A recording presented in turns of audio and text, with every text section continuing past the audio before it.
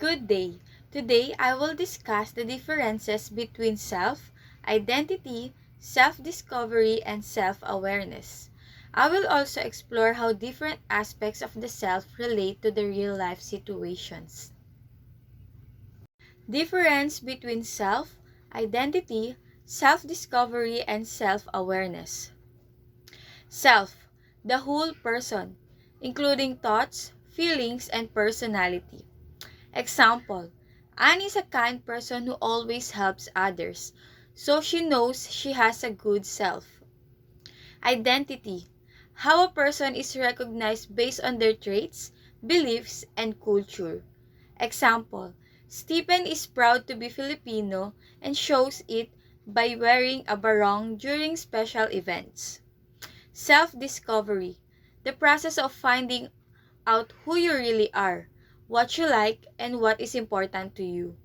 Example, Rogue discovered that she loves writing after joining an essay contest. Lastly, self-awareness, the ability to understand your emotions, actions, and thoughts.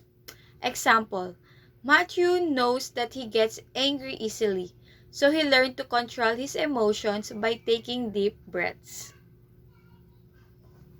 Connecting the different concepts of self to real-life situations. Philosophical self, thinking about life's purpose and a person's value in the world. Example, Ron asks himself about the true meaning of life while walking alone by the beach. Psychological self, relates to thoughts, emotions, and behavior.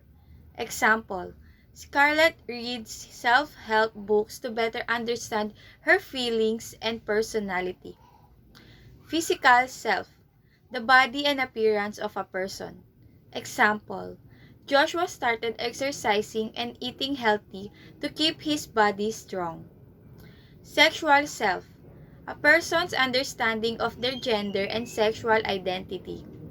Example, after much reflection, Ralph accepted his true sexuality and became more confident in himself.